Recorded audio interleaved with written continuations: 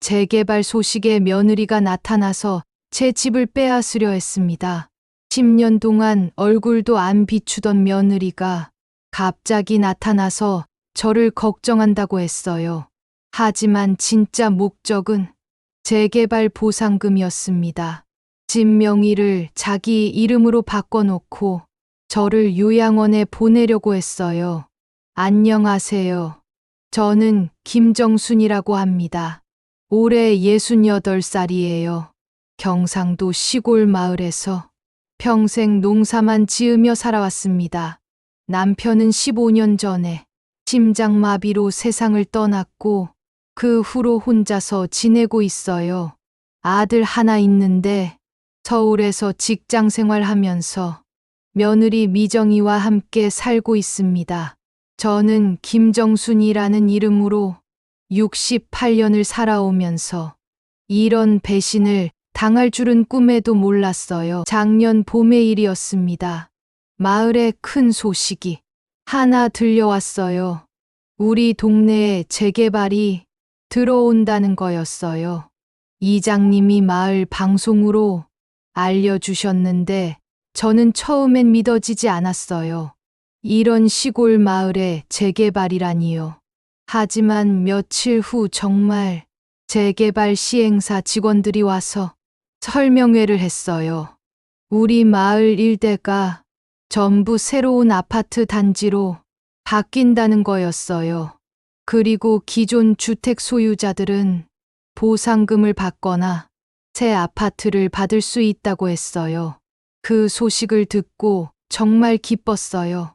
평생 농사만 지으며 살아온 이 낡은 집이 돈이 될 수 있다니 꿈만 같았거든요. 마을 사람들도 모두 들떠 있었어요. 이웃집 영숙이 언니는 아들한테 전화해서 신이 나서 소식을 전했고 옆집 철수 형님도 며느리한테 자랑하느라 바빴어요. 저도 서울에 있는 아들한테 전화했어요. 현우야, 우리 마을에 재개발 들어온다더라. 엄마도 이제 좀 편하게 살 수 있겠다. 아들이 정말 기뻐하면서 축하한다고 했어요. 그런데 며칠 후부터 이상한 일이 생기기 시작했어요. 10년 넘게 얼굴도 안 비추던 며느리 미정이가 갑자기 전화를 했어요. 어머니 안녕하세요. 요즘 어떻게 지내세요? 건강하시죠? 처음엔 반가웠어요. 오랜만에 며느리가 안부를 묻는다니 고마웠거든요. 하지만 며느리 목소리에서 뭔가 어색한 느낌이 들었어요. 평소에는 연락도 안 하던 사람이 갑자기 왜 그럴까 하는 의심이 생겼어요. 며느리가 말하더라고요. 어머니 혹시 재개발 얘기 들으셨어요? 요즘 그런 일로 사기 많이 당한다던데 조심하셔야 해요. 저는 별로 대수롭지 않게 생각했어요. 며느리가 저를 걱정해서 하는 말인 줄 알았거든요. 그런데 며느리가 계속해서 이상한 말을 했어요. 어머니 혼자 계시니까 걱정이 많아요. 이번 주말에 내려가서 어머니 좀 뵐게요. 그 말을 듣고 깜짝 놀랐어요. 며느리가 시골에 내려온다고? 결혼하고 15년 동안 명절 때 빼고는 한 번도 내려온 적이 없었거든요. 더구나 4년 전 코로나 때문에 명절에도 안 왔는데 갑자기 왜 내려온다는 건지 이해할 수 없었어요. 토요일 오후에 며느리가 정말로 내려왔어요.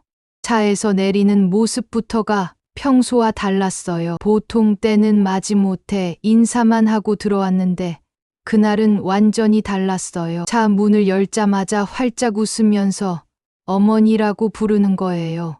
목소리도 평소보다 훨씬 밝고 다정했어요. 그리고는 뛰어오듯이 저에게 다가와서 갑자기 제 손을 꼭 잡더라고요. 어머니 정말 오랜만이에요. 얼굴이 좀 야위신 것 같은데 괜찮으세요? 혼자 계시느라 얼마나 외로우셨을까요? 이런 말을 하면서 제 얼굴을 자세히 들여다보는 거예요. 예전에는 한 번도 제 얼굴을 이렇게 관심 있게 본 적이 없었는데 말이에요. 며느리가 갑자기 저를 꼭 안아주더라고요. 어머니 보고 싶었어요. 정말 많이 보고 싶었어요. 이렇게 말하면서 눈가가 촉촉해지는 것 같더라고요. 저는 정말 깜짝 놀랐어요. 며느리가 이렇게 감정을 드러내는 걸 15년 만에 처음 봤거든요. 평소 같으면 인사만 대충 하고 들어가서 텔레비전만 보던 사람이 말이에요. 며느리가 차 뒷자리에서 큰 쇼핑백을 여러 개 꺼내더라고요. 하나, 둘, 셋, 넷, 5개나 되더라고요. 제가 깜짝 놀라서 뭐가 이렇게 많냐고 물어봤더니 며느리가 웃으면서 대답했어요. 어머니 혼자 계시니까 제대로 못 드실까봐 걱정됐어요. 몸에 좋은 것들로만 골라왔어요. 어머니 건강이 제일 중요하잖아요. 그러면서 하나하나 꺼내서 보여주는 거예요. 첫 번째 봉지에서는 고급 한우가 나왔어요.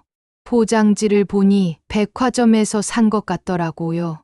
어머니, 이거 정말 좋은 거예요. 단백질 보충하셔야 해요. 두 번째 봉지에서는 비싼 과일들이 나왔어요.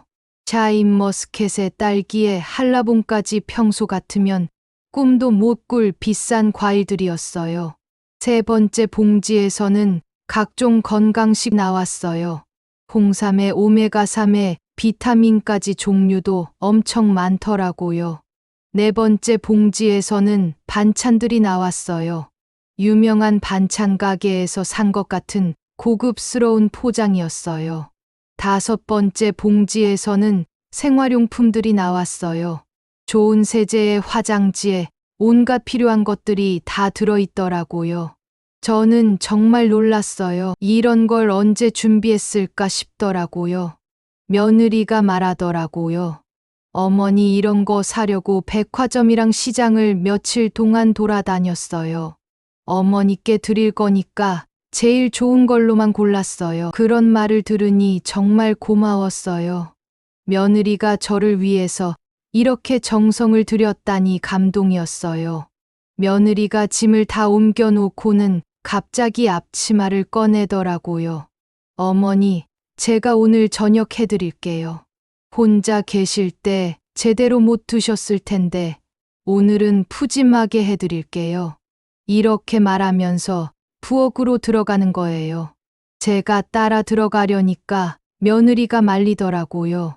어머니, 그냥 쉬세요. 제가 다 할게요. 어머니는 그동안 너무 고생하셨어요. 이런 말을 하면서 저를 안방으로 보내는 거예요. 평소 같으면 부엌일을 저한테 다 맡기고 자기는 거실에서 텔레비전만 봤는데 그날은 정말 달랐어요. 부엌에서 며느리가 열심히 음식하는 소리가 들렸어요. 칼질 소리도 나고 볶는 소리도 나고 정말 정성스럽게 하는 것 같더라고요. 1시간 정도 지나니까 며느리가 저를 부르더라고요. 어머니 식사 준비됐어요. 나와서 드세요. 밥상을 보니 정말 깜짝 놀랐어요. 평소에 제가 혼자 먹는 소반과는 차원이 달랐어요. 갈비찜에 생선구이에 나물 여러 가지의 국까지 정말 푸짐하게 차려져 있더라고요. 며느리가 자랑스럽게 말하더라고요. 어머니 어떠세요? 제가 정말 정성껏 만들었어요. 어머니 입맛에 맞을지 모르겠지만 맛있게 드세요. 첫 숟가락을 떠서 먹어보니 정말 맛있더라고요. 간도 딱 맞고 정말 잘 만들었어요. 제가 맛있다고 하니까 며느리가 정말 기뻐하더라고요. 다행이에요. 어머니가 맛있어 하시니까 제가 더 기뻐요. 앞으로 자주 내려와서 어머니 밥 해드릴게요. 이런 말까지 하는 거예요. 식사를 하는 동안 며느리가 계속 반찬을 권하고 물도 따라주고 정말 세심하게 챙겨주더라고요. 어머니, 이거 드셔보세요. 몸에 정말 좋아요. 이거는 어떠세요? 제가 특별히 신경 써서 만든 거예요. 이런 식으로 계속 말을 걸더라고요. 밥을 다 먹고 나니까 며느리가 설거지를 하겠다고 하더라고요. 어머니는 그냥 쉬세요. 제가 다 할게요. 어머니 손에 물 묻히면 안 돼요. 이런 말을 하면서 설거지를 하는 거예요. 그것도 정말 깔끔하게 잘 하더라고요. 설거지를 다 하고 나서는 집 청소까지 시작하더라고요. 어머니 집이 너무 넓어서 청소하기 힘드시죠? 제가 해드릴게요. 이렇게 말하면서 걸레질까지 하는 거예요. 화장실도 닦고 마루도 닦고 정말 구석구석 깨끗하게 청소해 주더라고요. 제가 미안해서 같이 하려고 하니까 며느리가 또 말리더라고요. 어머니 그냥 앉아 계세요. 제가 다 할게요. 이런 거 하려고 내려온 거예요. 어머니는 그동안 너무 혼자서 고생하셨어요. 이런 말을 들으니 정말 고마웠어요. 며느리가 정말 변한 것 같았어요. 청소를 다 하고 나서는 화분에 물도 주고 정원도 정리해 주더라고요. 어머니 화분들이 정말 예뻐요. 정성껏 키우신 게 다 보여요. 이런 예쁜 집에서 사시니까 정말 좋으시겠어요. 이런 말을 하면서 화분 하나하나를 자세히 보더라고요. 그리고는 갑자기 제 손을 잡고 말하더라고요. 어머니 사진 한 장 찍어도 될까요? 이렇게 예쁜 집에서 어머니랑 같이 있는 모습을 남기고 싶어요. 앞으로 자주 못 뵐 테니까 사진으로라도 추억을 남기고 싶어서요. 그래서 휴대폰으로 사진을 여러 장 찍었어요. 제 혼자 찍은 것도 있고, 며느리랑 같이 찍은 것도 있고, 집 앞에서도 찍고, 정원에서도 찍고, 정말 많이 찍더라고요. 사진을 찍으면서 며느리가 계속 말하더라고요. 어머니 정말 젊어 보이세요. 68살이라고 믿어지지 않아요. 이 집도 정말 멋있고, 어머니도 정말 예뻐요. 이런 말을 들으니 기분이 좋더라고요. 며느리가 저를 이렇게 예쁘게 봐주다니 정말 고마웠어요. 저녁 시간이 되니까 또 며느리가 음식을 해주겠다고 하더라고요. 어머니 오늘 저녁도 제가 해드릴게요. 어머니는 오늘 하루 종일 쉬세요. 제가 다 해드릴게요. 이번에는 점심보다 더 정성스럽게 준비하더라고요. 생선도 굽고 찌개도 끓이고 밑반찬도 여러 가지 만들고 정말 정성이 대단했어요. 저녁을 먹으면서 며느리가 말하더라고요. 어머니 앞으로 제가 자주 내려올게요. 어머니 혼자 계시는 게 너무 걱정돼요. 현우도 어머니 걱정 많이 해요. 어머니가 편찮으시면 어쩌나 싶어서 밤에 잠도 못 잔대요. 그래서 제가 대신이라도 자주 내려와서 어머니 챙겨드리려고요. 이런 말을 들으니 아들도 저를 걱정하고 있구나 하는 생각이 들어서 고마웠어요. 며느리가 계속 말하더라고요. 어머니 요즘 뉴스 보면 혼자 사는 어르신들 걱정이 많아요. 건강도 걱정이고 안전도 걱정이고요. 어머니도 혹시 무슨 일 있으시면 바로 연락하세요. 제가 언제든지 달려올게요. 어머니가 편찮으시거나 힘든 일 있으시면 절대 혼자 해결하려고 하지 마세요. 가족이 있잖아요. 이런 말을 하니까 정말 든든하더라고요. 그동안 혼자 살면서 외롭고 쓸쓸했는데 이제는 가족이 챙겨준다니 정말 고마웠어요. 그날 밤 며느리가 집에서 자고 가겠다고 하더라고요. 어머니 오늘은 여기서 자고 갈게요. 내일 아침에도 식사해드리고 가고 싶어요.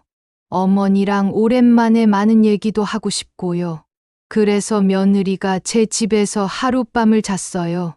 오랜만에 집에 사람이 있으니까 외롭지 않아서 좋더라고요. 다음 날 아침에도 며느리가 일찍 일어나서 아침을 준비해 주더라고요. 어머니 잘 주무셨어요? 아침 준비했으니까 나와서 드세요. 아침도 정말 든든하게 차려놨더라고요. 밥을 먹으면서 며느리가 또 말하더라고요. 어머니 이번 주말에도 내려올게요. 앞으로 주말마다 내려와서 어머니 챙겨드릴게요. 어머니 혼자 계시면 안 되겠어요. 제가 자주 와서 밥도 해드리고 청소도 해드리고 그래야겠어요. 그런 말을 들으니 정말 고마웠어요. 며느리가 이렇게 저를 생각해 주다니 정말 기뻤어요. 그날 저녁 며느리가 정성스럽게 음식을 해줬어요. 평소에 요리를 잘 안 하는 사람인데 갑자기 왜 그럴까 싶었지만 고마웠어요. 제가 좋아하는 된장찌개까지 끓여주면서 어머니 맛있게 드세요. 제가 정성껏 만들었어요. 이런 말을 하더라고요. 밥을 먹으면서 며느리가 이런저런 얘기를 했어요. 서울 생활이 어떻고 아이들이 어떻고 별로 중요하지 않은 얘기들이었어요. 그런데 식사가 끝날 즈음 며느리가 조심스럽게 말을 꺼냈어요. 어머니 재개발 얘기 많이 들으셨죠? 요즘 그런 걸로 사기 정말 많이 당한다던데요. 특히 연세 드신 분들이 표적이 되기 쉽대요. 그 말을 듣고 조금 불안해졌어요. 혹시 정말 사기가 있을까 하는 걱정이 들었거든요. 며느리가 계속 말했어요. 어머니 혼자 계시니까 정말 걱정돼요. 혹시나 해서 그런데 집 관련 서류 같은 거 제가 좀 봐도 될까요? 제가 좀 알아보고 안전한지 확인해 드릴게요. 처음엔 거절했어요. 그런 건 제가 알아서 할 수 있다고 했거든요. 하지만 며느리가 계속 설득했어요. 어머니, 요즘 세상이 얼마나 복잡한데요. 저라도 도와드려야죠. 가족이잖아요. 그렇게 계속 말하니까 마음이 흔들렸어요. 며느리가 저를 걱정해서 그러는 것 같았거든요. 결국 집 등기부등본이랑 재개발 관련 서류들을 며느리에게 보여줬어요. 며느리가 서류를 보더니 심각한 표정을 지었어요. 어머니, 이거 위험해요. 이런 식으로 두면 사기꾼들이 노릴 수 있어요. 집 명의를 잠깐 저한테 옮겨두는 게 어떨까요? 그 말을 듣고 깜짝 놀랐어요. 집 명의를 바꾸자고? 그게 무슨 소리인지 이해할 수 없었어요. 저는 단호하게 거절했어요. 그런 건 안 된다고 말했어요. 하지만 며느리는 포기하지 않았어요. 어머니, 오해하지 마세요. 제가 집을 가져가려는 게 아니에요. 잠깐만 제 명의로 해뒀다가 재개발 절차 끝나면 다시 어머니 명의로 돌려드릴게요. 그렇게 해야 안전해요. 그런 말을 계속 하니까 조금씩 설득당하는 것 같았어요. 며느리가 저를 속일 리는 없을 거라고 생각했거든요. 며느리가 울먹이면서 말하더라고요. 어머니, 저도 어머니 걱정돼서 그러는 거예요. 저를 믿어주세요. 가족끼리 뭘 못 믿어요. 그런 모습을 보니 정말 진심인 것 같았어요. 며느리가 저를 위해서 걱정해 주는 게 고마웠어요. 일주일 정도 고민한 후에 결국 며느리 말을 들어주기로 했어요. 며느리가 정말 기뻐하면서 어머니 정말 잘하셨어요. 이제 안심이에요. 제가 책임지고 다 처리해 드릴게요. 이렇게 말하더라고요. 다음 주에 며느리가 법무사를 데리고 왔어요. 그리고 집명에 이전 서류를 준비했어요. 법무사가 설명해 주는데 저는 잘 이해가 안 됐어요. 어려운 법률 용어들이 많아서 헷갈렸거든요. 하지만 며느리가 옆에서 계속 설명해 줬어요. 어머니 걱정하지 마세요. 이건 그냥 형식적인 거예요. 나중에 다시 바꿔드릴 거니까 안심하세요. 그래서 서류에 도장을 찍었어요. 그 순간은 아무 생각이 없었어요. 며느리를 믿었거든요. 하지만 서류 절차가 끝나고 며느리가 돌아간 후부터 뭔가 이상한 느낌이 들기 시작했어요. 며느리가 전화도 잘 안 받고 연락이 뜸해졌어요. 예전처럼 다정하게 대하지도 않더라고요. 한 달 정도 지났을 때 며느리가 갑자기 내려왔어요. 이번에는 혼자 왔는데 표정이 많이 달랐어요. 예전처럼 다정하지 않고 차갑더라고요. 며느리가 저에게 말했어요. 어머니, 이제 집 정리 좀 하셔야겠어요. 재개발 들어오면 여기서 못 사시잖아요. 요양원 알아봤는데 괜찮은 데가 있어요. 그 말을 듣고 깜짝 놀랐어요. 갑자기 요양원이라니 무슨 소리인지 이해할 수 없었어요. 저는 며느리에게 물어봤어요. 미정아, 무슨 소리야? 나는 요양원 갈 생각 없어. 여기서 계속 살 거야.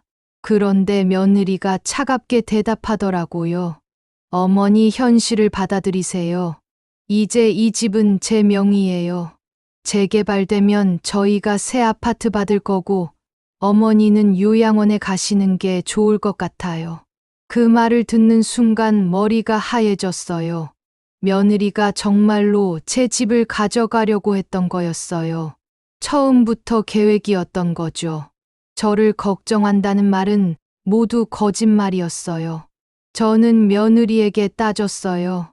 미정아, 너 지금 뭐 하는 거야? 이 집은 내 집이야. 내가 가져갈 수 없어. 하지만 며느리는 태연하게 말하더라고요. 어머니, 법적으로는 이제 제 집이에요. 어머니가 직접 명의 이전해 주셨잖아요. 혹시 잊으셨나요? 나이가 드시니까 기억력이 안 좋으신가 봐요. 그런 말을 들으니 정말 화가 났어요. 하지만 어쩔 수가 없었어요. 정말로 서류상으로는 며느리 명의였거든요. 그날 밤 정말 잠이 안 왔어요. 어떻게 이런 일이 일어날 수 있는지 믿을 수가 없었어요. 며느리가 저를 이렇게 속일 줄이야 꿈에도 몰랐거든요. 며느리가 서울로 올라간 후 혼자 있으니 더 서러웠어요. 68년을 살면서 이렇게 큰 배신을 당해본 적이 없었어요. 그런데 며칠 후 더 충격적인 일이 일어났어요. 이장님이 찾아와서 이상한 얘기를 하는 거예요. 정순이 댁 집이 벌써 팔렸다면서요. 부동산에 매물로 나왔다가 금방 팔렸다는 거였어요. 저는 그게 무슨 소리인지 이해할 수 없었어요. 며느리가 제 몰래 집을 팔았다는 건가요? 이장님이 말씀하시길 구매자가 투자업자라더라고 하시더라고요. 재개발 보상금을 노리고 산 것 같다고 했어요. 그 얘기를 듣고 정말 충격받았어요. 며느리가 이렇게까지 할 줄은 몰랐거든요. 바로 며느리에게 전화했는데 받지 않더라고요. 문자를 보내도 답이 없었어요. 며칠 후에야 간신히 며느리와 통화할 수 있었어요. 저는 며느리에게 따졌어요. 미정아, 집을 팔았다는데 정말이야? 며느리가 태연하게 대답하더라고요. 네, 팔았어요. 어차피 재개발되면 헐릴 집인데 미리 파는 게 낫잖아요. 돈도 더 많이 받았고요. 그 말을 듣고 정말 기가 막혔어요. 제 집을 제 허락도 없이 팔아버렸다니요. 저는 며느리에게 소리쳤어요. 너 미쳤어? 그게 내 집이야? 내가 언제 팔라고 했어? 하지만 며느리는 전혀 미안해하지 않더라고요. 오히려 이렇게 말했어요. 어머니, 법적으로는 제 집이에요. 제가 어떻게 하든 상관없는 거죠. 요양원 알아봤으니까 거기로 가세요. 그리고 전화를 끊어버렸어요. 그날 밤 정말 절망적이었어요. 평생 살던 집을 잃고 갈 곳도 없어졌어요. 며느리에게 완전히 당한 거였어요. 눈물이 계속 났어요. 이 나이에 이런 일을 당하다니 너무 억울했어요. 하지만 다음 날부터 마을이 완전히 뒤집어졌어요. 이장님이 저녁 때 다시 찾아오시더라고요. 정순이 댁 이거 큰일 났어. 마을 사람들이 다 알았어. 며느리가 어머니 집 가로챘다고 난리야. 이장님 말씀이 마을 전체가 발칵 뒤집혔다는 거였어요. 영숙이 언니가 가장 먼저 달려왔어요. 정순아, 이게 무슨 일이야? 내 며느리가 정말 그런 짓을 했어? 68년을 같이 살아온 이웃인데 이런 일 처음 봐. 영숙이 언니가 눈물을 글썽이면서 분노하더라고요. 철수 형님도 저녁을 먹다 말고 뛰어왔어요. 정순이 이놈의 며느리가 사람이야 짐승이야? 할머니 혼자 있는 걸 이용해서 집을 빼앗다니. 이런 못된 년 처음 봐. 형님이 주먹을 불끈 쥐면서 화를 내시더라고요. 순식간에 마을 사람들이 다 모여들었어요. 10명, 20명, 30명까지 우리 집 마당이 사람들로 가득 찼어요. 다들 며느리 얘기만 하더라고요. 저런 년이 어디 있어? 시어머니 집을 훔쳐가다니. 정말 못된 년이야.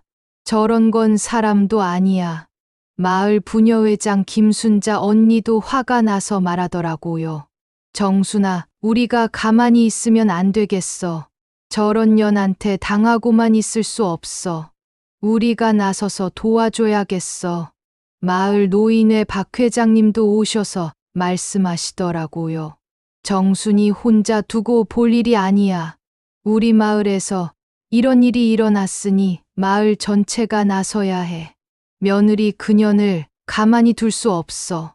다음 날 아침부터 마을 사람들이 계속 찾아왔어요. 아침 7시부터 사람들이 오기 시작했어요. 먼저 온 건 우리 마을 7천 모임 할머니들이었어요. 정순아, 밤새 잠 못 잤지? 우리도 밤새 이 얘기만 했어. 정말 분통이 터져. 할머니들이 제 손을 잡고 위로해 주시더라고요. 8시쯤에는 마을 청년회에서 나왔어요. 할머니, 저희가 도와드릴게요. 법적으로 할 수 있는 일이 있으면 다 해드릴게요. 며느리가 잘못한 거니까 반드시 해결해 드릴게요. 청년회장이 진지하게 말하더라고요. 9시쯤에는 부녀회에서 단체로 왔어요. 정순이 언니, 우리가 왔어. 이런 일을 당하고 혼자 있으면 안 되지. 우리가 모든 일 도와줄 테니까 걱정하지 마. 부녀회 사람들이 아침도 해주고 집 정리도 해주더라고요. 10시쯤에는 이웃 마을 사람들까지 소문을 듣고 왔어요. 우리 마을 김정순 할머니 맞죠? 소문 듣고 왔어요. 정말 기가 막힌 며느리네요. 우리가 응원하러 왔어요.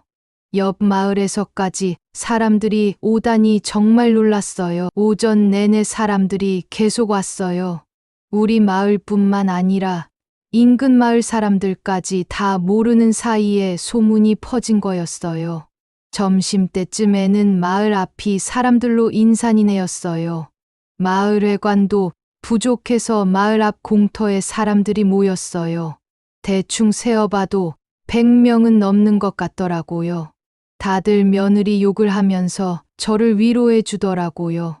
할머니, 너무 속상해하지 마세요. 저런 년은 반드시 벌 받을 거예요.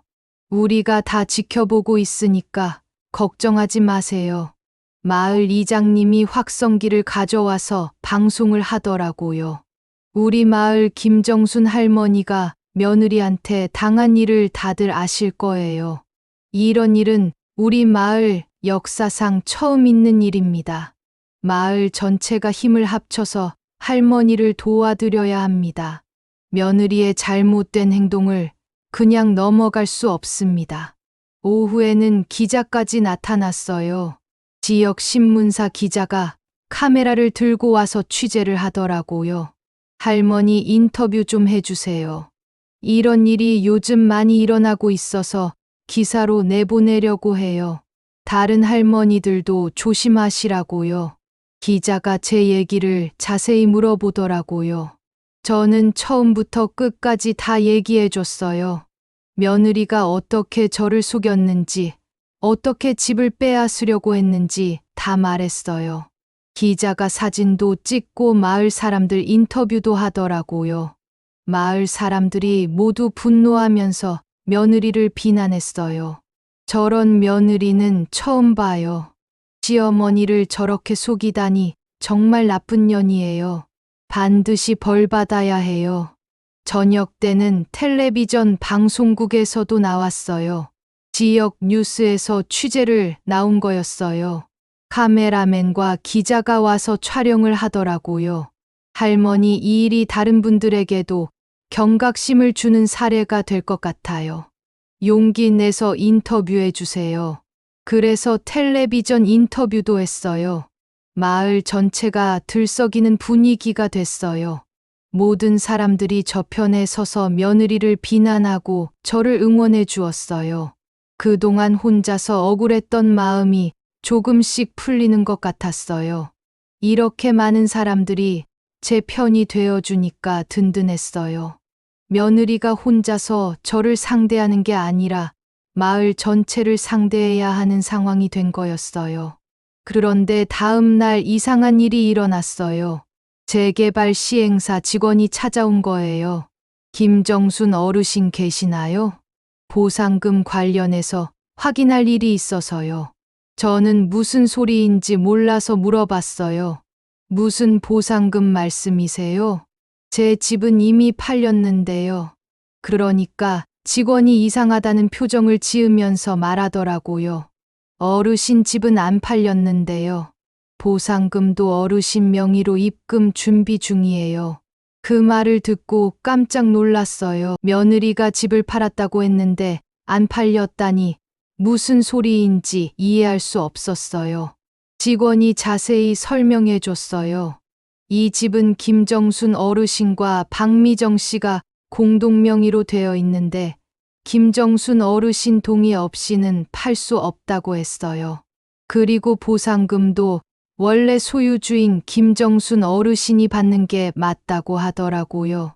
저는 정말 놀랐어요. 제가 공동명의라니 그런 건 전혀 몰랐거든요. 직원이 서류를 보여주면서 설명해 줬어요. 몇 달 전에 김정순 어르신이 직접 오셔서 가등기와 분할 계약서를 작성하셨다고 하더라고요. 그때서야 기억이 났어요. 몇 달 전에 친척 조카 영민이가 와서 법무사를 소개해 줬던 일이 있었어요. 그때 영민이가 말하길 나중에 상속 문제로 복잡해질 수 있으니 미리 서류를 정리해 두자고 했거든요. 저는 잘 모르겠어서 영민이 말대로 했었는데 그게 이렇게 도움이 될 줄은 몰랐어요. 그 서류 때문에 며느리가 마음대로 집을 처분할 수 없었던 거였어요. 시행사 직원이 말하길 보상금은 원래 소유주인 저에게만 지급될 예정이라고 하더라고요. 며느리는 법적으로 절반만 소유하고 있어서 전체를 처분할 권한이 없다는 거였어요. 그 얘기를 듣고 정말 안도했어요. 다행히 며느리에게 완전히 당하지 않았다는 생각이 들었거든요.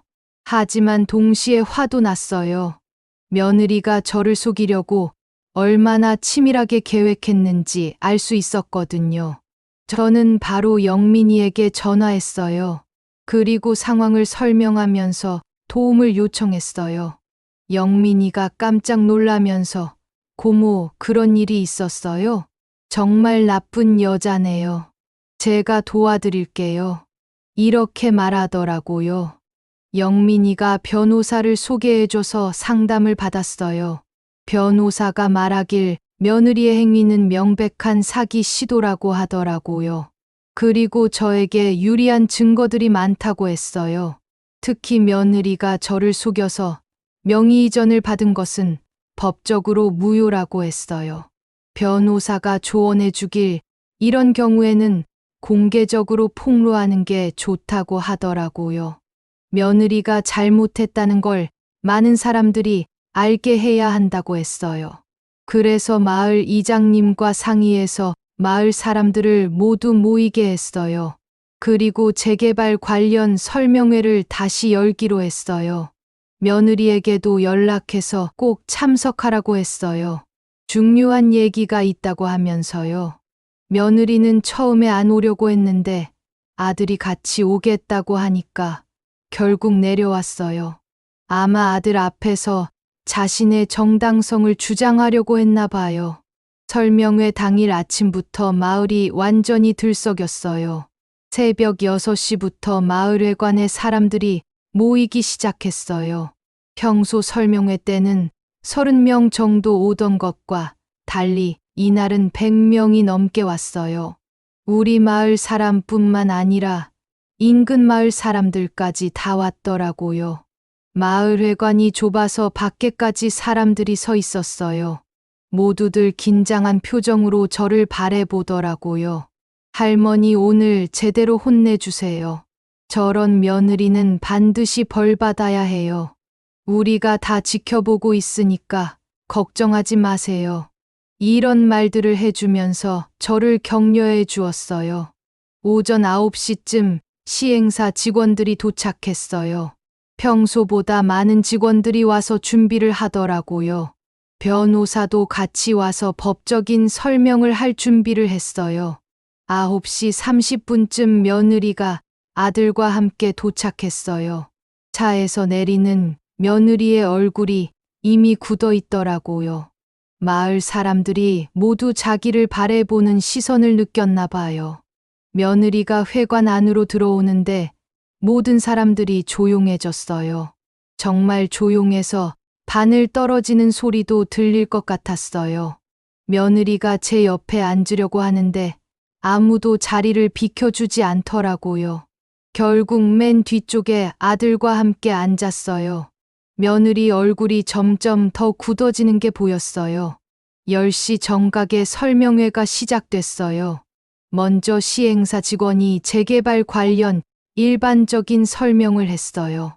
보상금 지급 방법과 절차에 대해서도 자세히 설명해 줬어요. 그런데 그 와중에도 모든 사람들의 시선은 며느리에게 가 있었어요.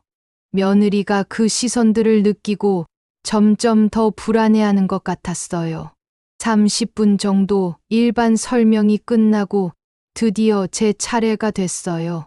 이장님이 일어나서 말씀하셨어요. 오늘 특별히 김정순 할머니께서 중요한 말씀이 있다고 하십니다. 모든 분들이 관심을 가져주시기 바랍니다. 저는 천천히 일어나서 마음을 단단히 먹었어요. 그리고 가방에서 미리 준비해둔 서류들을 꺼냈어요. 며느리가 저를 속여서 받아낸 명의 이전 서류가 하나, 제가 미리 준비해둔 분할 계약서가 하나, 그리고 변호사가 준비해준 법적 의견서가 하나, 모든 증거가 다 있었어요. 저는 떨리는 목소리로 말을 시작했어요. 여러분, 오늘 이 자리에 모신 이유가 있습니다. 제가 며느리에게 당한 일을 여러분께 말씀드리려고 해요. 이런 일이 다른 분들에게는 일어나지 않았으면 하는 마음에서 말씀드립니다. 첫 번째 서류를 들어올리면서 설명했어요. 이것은 며느리가 저를 속여서 받아낸 명의 이전 서류입니다. 며느리가 저를 걱정한다면서 집 명의를 자기 이름으로 바꿔놨어요. 나중에 다시 돌려주겠다고 했지만 그건 모두 거짓말이었습니다. 마을 사람들이 웅성거리기 시작했어요. 정말 그런 일이 있었어? 믿을 수 없네. 어떻게 며느리가 시어머니를 그렇게 속일 수 있어? 두 번째 서류를 들어올리면서 계속 설명했어요. 하지만 다행히 저는 미리 준비를 해놨습니다. 몇 달 전에 친척의 도움으로 분할 계약서를 작성해뒀어요. 그 덕분에 며느리가 마음대로 집을 처분할 수 없게 됐습니다.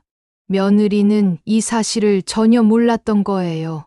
이 말을 하자 사람들이 박수를 치기 시작했어요. 할머니 정말 잘하셨어요. 며느리가 완전히 당한 거네요. 속이 시원해요.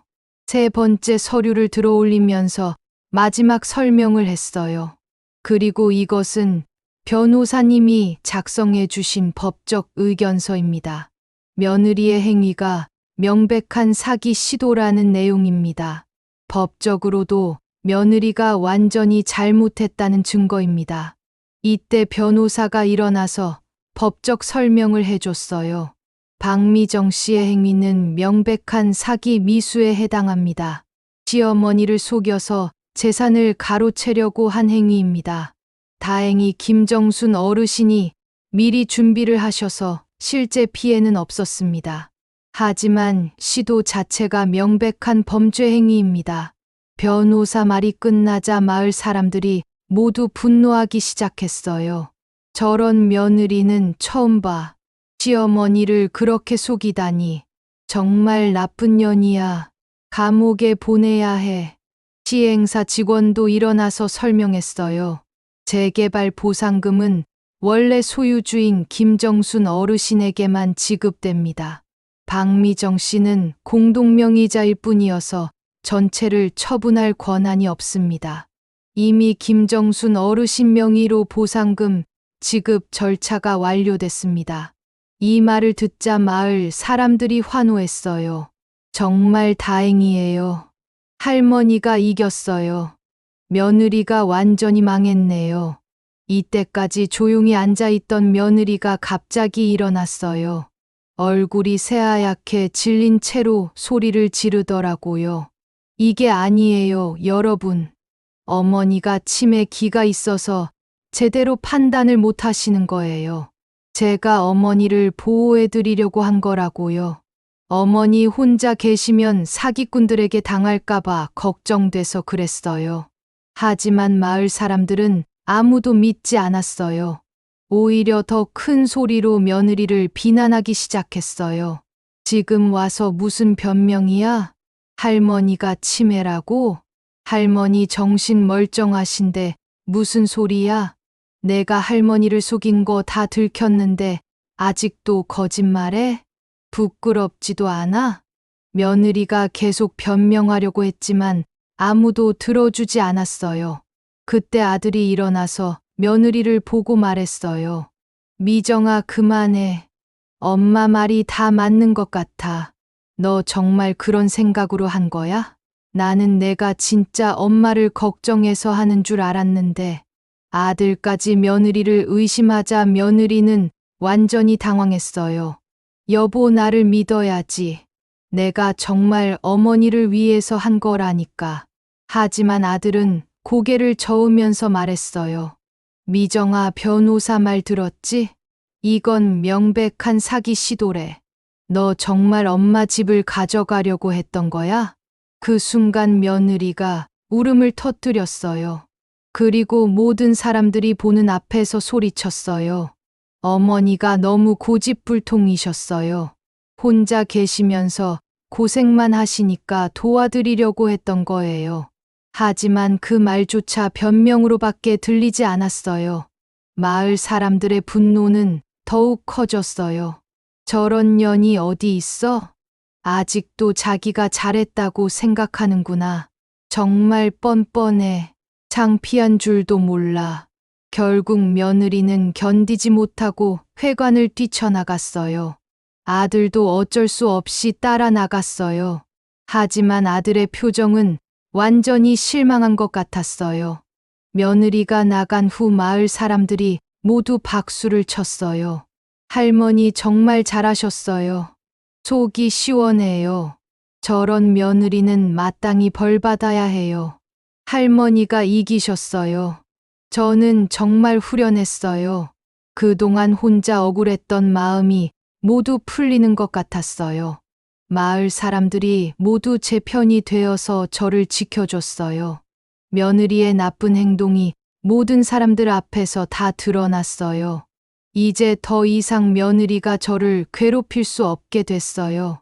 아들도 며느리를 보고 실망한 표정을 지었어요. 미정아, 엄마 말이 맞아. 너 정말 그런 생각이었어? 이렇게 물어보더라고요. 며느리가 변명하려고 했지만 아들은 더 이상 듣지 않았어요. 엄마 정말 죄송해요. 제가 제대로 못 봤네요. 이렇게 사과하더라고요. 결국 며느리는 울면서 회관을 뛰쳐나갔어요. 그 모습을 보니 조금 안쓰럽기도 했지만 제가 당한 일을 생각하니 전혀 동정이 가지 않았어요. 그날 이후로 며느리는 다시 서울로 올라갔어요. 그리고 더 이상 연락하지 않았어요. 아들이 가끔 내려와서 사과하고 갔지만 며느리는 얼굴도 안 비췄어요. 한 달 후에 아들이 혼자 내려와서 말하더라고요. 엄마 미정이랑 별거하기로 했어요. 이혼 절차 밟고 있어요. 그 말을 듣고 좀 놀랐어요. 설마 이혼까지 할 줄은 몰랐거든요. 하지만 아들 결정을 존중했어요. 며느리가 저한테 한 일을 보면 아들도 실망했을 거라고 생각했어요. 재개발 보상금은 예정대로 제 명의로 지급됐어요. 생각보다 많은 돈이었어요. 평생 농사지어서 번 돈보다 훨씬 많았어요. 저는 그 돈으로 마을, 경로당에 기부도 하고 어려운 이웃들도 도왔어요. 그리고 남은 돈으로는 작은 카페를 차렸어요. 마을 입구에 있는 빈 건물을 임대해서 정순 카페라는 이름으로 운영하고 있어요. 카페를 운영하면서 정말 보람을 느끼고 있어요. 마을 사람들이 자주 와서 차도 마시고 얘기도 나누고 정말 활기찬 곳이 됐어요. 특히 젊은 며느리들이 많이 찾아와요. 저한테 시어머니와의 관계에 대해 조언을 구하기도 하고 어떻게 하면 좋은 관계를 유지할 수 있는지 물어보기도 해요. 그럴 때마다 제 경험을 들려주면서 조언해 드려요.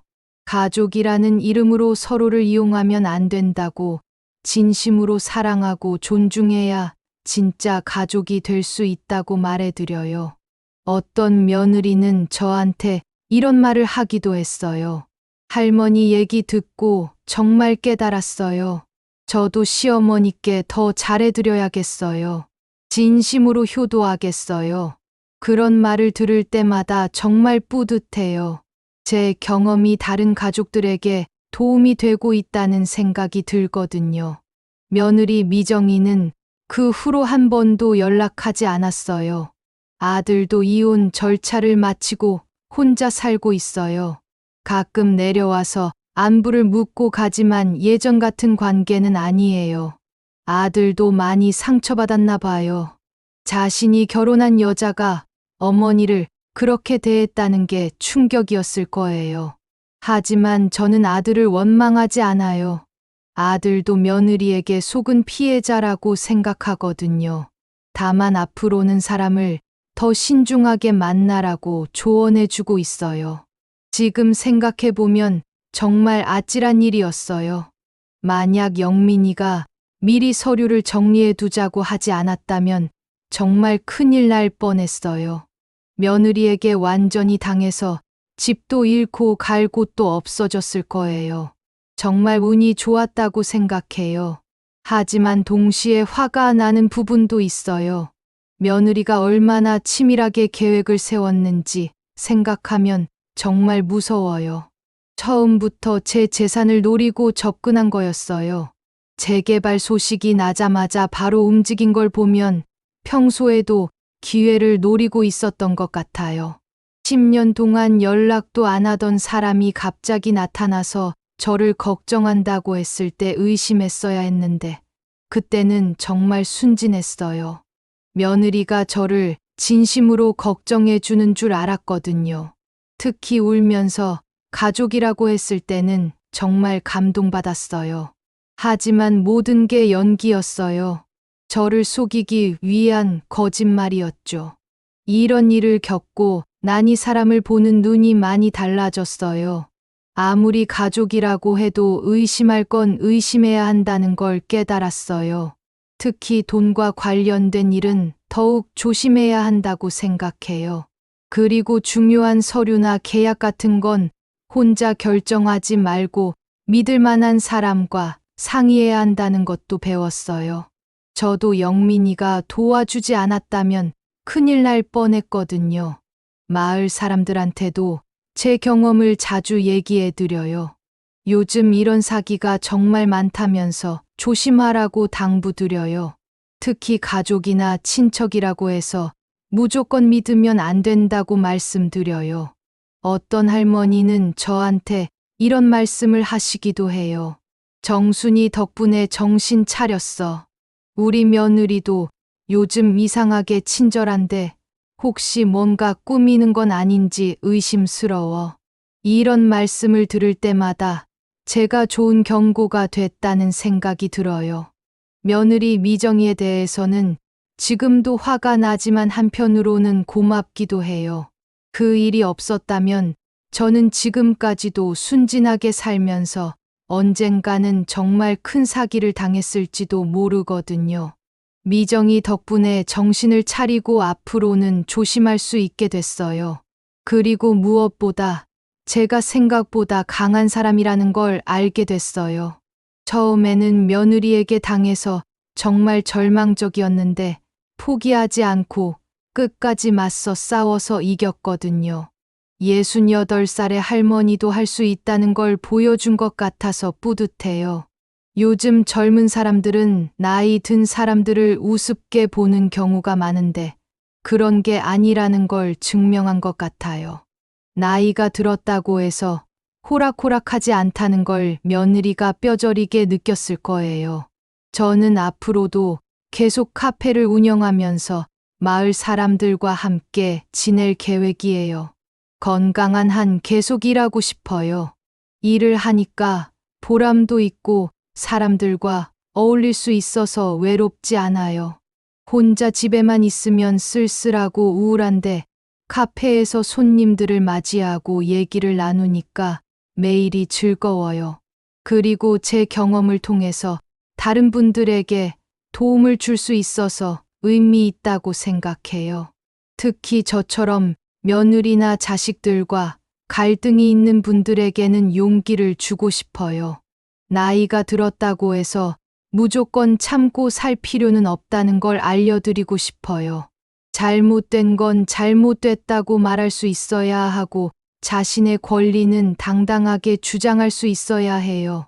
가족이라는 이름으로 이용당하거나 무시당하면 안 된다고 생각해요.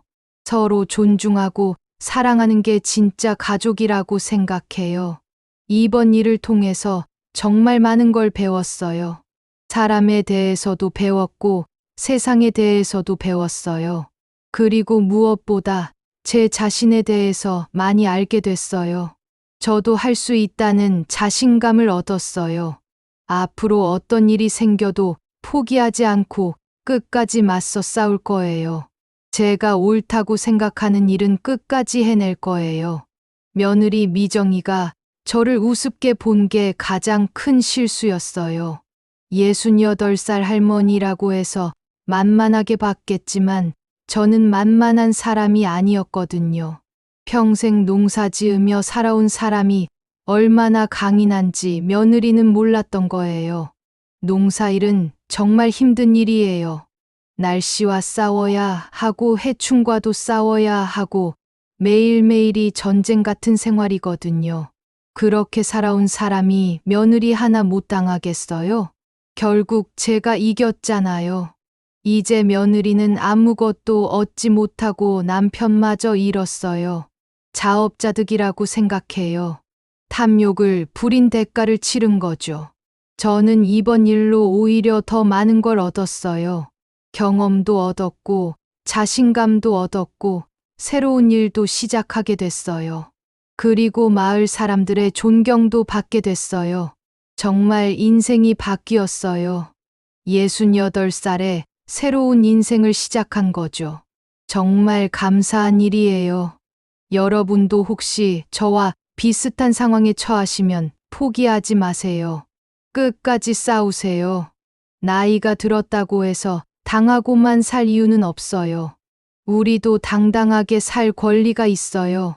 그리고 가족이라고 해서 무조건 믿지 마세요. 의심할 건 의심하고 확인할 건 확인하세요. 특히 돈과 관련된 일은 정말 조심하셔야 해요. 중요한 결정은 혼자 하지 말고 믿을 만한 사람과 상의하세요. 그리고 무엇보다 자신을 믿으세요. 여러분이 생각하는 것보다 여러분은 강한 사람이에요. 포기하지 않으면 반드시 이길 수 있어요. 저도 했는데 여러분도 할 수 있어요. 제 얘기가 여러분에게 조금이라도 도움이 됐으면 좋겠어요. 그리고 저처럼 당당하게 사시길 바래요. 나이는 숫자에 불과해요. 마음이 젊으면 언제든 새로운 시작이 가능해요. 저도 68살에 카페를 시작했잖아요. 여러분도 도전해보세요. 분명히 좋은 결과가 있을 거예요. 긴 얘기 들어주셔서 정말 고맙습니다. 68살 김정순의 얘기였어요. 여러분 모두 건강하시고 행복하게 지내세요. 그리고 가족들과도 서로 존중하며 사랑하시길 바래요. 진짜 가족은 서로를 이용하는 관계가 아니라 서로를 아끼고 보살피는 관계라는 걸 잊지 마세요. 감사합니다. 제 사연이 재밌었다면 구독과 좋아요 부탁드립니다. 다음에 또 재미있는 얘기로 찾아올게요. 안녕히 계세요.